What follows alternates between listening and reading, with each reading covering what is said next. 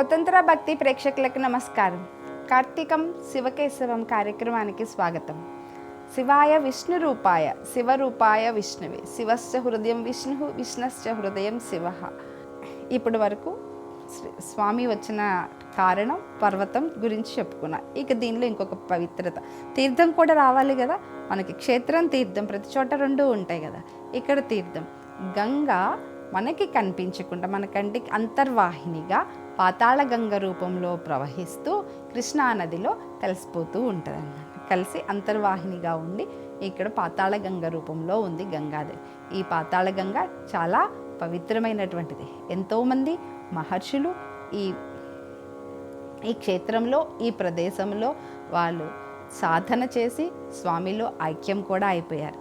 మనం ఇందాక స్వామికి పంచముఖాలని చెప్పుకున్నాం కదా, అలాగే శ్రీశైలంలో ఉన్నటువంటి స్వామికి కూడా పంచముఖాలు ఉన్నాయి.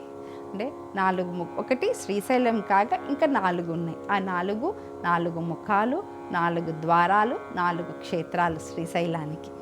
అందులో మొట్టమొదటిది త్రిపురాంతకం, తర్వాత రెండవది సిద్ధపురం, మూడవది జోగలాంబ, 4వది ఉమామహేశ్వరం, 5వది శ్రీశైలం. సో ఈ 4 ముఖాలు తూర్పు ఉత్తర దక్షిణ పడమ 4 దిక్కుల్లో ఉండి మధ్యలో ఉన్నటువంటి క్షేత్రం శ్రీశైలం. అది జ్యోతిర్లింగ క్షేత్రం. స్వామి మనకి శ్రీశైలం వెళ్తే అక్కడ చెప్తారు శిఖర దర్శనం అని. ఎందుకంత శిఖర దర్శనానికి ప్రాముఖ్యత అంటే ఆయన ఆ శిఖర రూపంలో దర్శనమిస్తూ ఉంటాడు. ఎవరైతే శిఖరాన్ని దర్శిస్తారో వారికి పునర్జన్మ ఉండదు అంటారు. ఈ కారణం చేతి శిఖర దర్శనం లభించడం అంటే స్వామి సాక్షాత్కారం లభించినట్టు. ఇంకా అతనికి స్వామి దర్శనమే లభించినాక ఇంకా మానవుడికి భూమి మీద పనే ఉంది. స్వామిలో లీనమైపోవడం, ఆయనే తీసుకెళ్ళిపోతాడు. అంత విశేషమైనటువంటిది ఈ శిఖర దర్శనం. ఈ క్షేత్రంలో ఎంతోమంది మహర్షులు, మనం ముందు నుంచి చెప్పుకుంటున్నట్టు కైలాసం ఎంత స్వామికి ప్రత్యేకము విశేషము ఇష్టమైనదో అంతటి ఇష్టమైనటువంటి ప్రదేశం ఈ శ్రీశైలం. హిమాలయాల్లో ఉన్నటువంటి ఎంతోమంది సాధువులు సిద్ధయోగులు ఇక్కడి నుంచి రాత్రి సమయాలలో మన శ్రీశైల క్షేత్రానికి వచ్చి ఇక్కడ సాధన చేసుకుని ఉదయం తెల్లవారే సమయానికల్లా మళ్ళీ హిమాలయాలకి వెళ్ళిపోతూ ఉంటారని పుస్తకాలలో రాసి ఉంది, గ్రంథాలలో.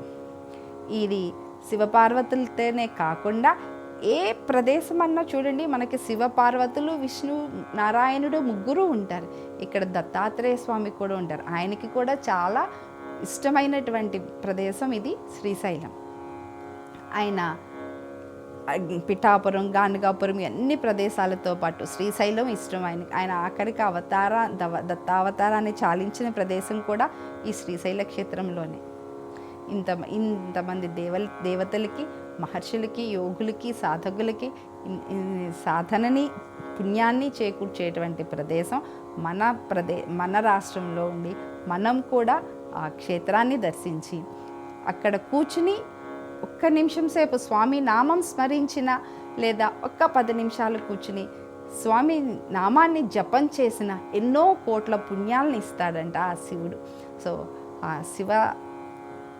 శివుడిచ్చేటువంటి పుణ్యాన్ని ఈసారి దర్శనానికి వెళ్ళినప్పుడు హడావుడిగా వచ్చేయకుండా ప్రశాంతంగా స్వామిని దర్శనం చేసుకుని అక్కడ కూర్చుని కొంతసేపు స్వామి నామాన్ని జపించి కొంత పుణ్యాన్ని కూడా మూట కట్టుకుని వద్దాం. మరలా రేపు మరికొన్ని జ్యోతిర్లింగ క్షేత్రాలతో కలుసుకుందాం.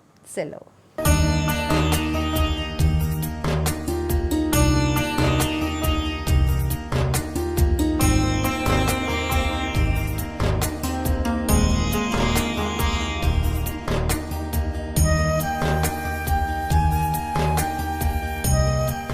స్వతంత్ర భక్తి యూట్యూబ్ ఛానల్ ని సపోర్ట్ చేయండి. మీకు ఈ వీడియో నచ్చితే లైక్ చేయండి, మీ స్నేహితులకు శ్రేయోభిలాషులకు షేర్ చేయండి, మీ అభిప్రాయాలను కామెంట్ చేయండి. సబ్స్క్రైబ్ చేయడం మాత్రం మర్చిపోకండి. స్వతంత్ర భక్తి YouTube channel. Please like, share and subscribe.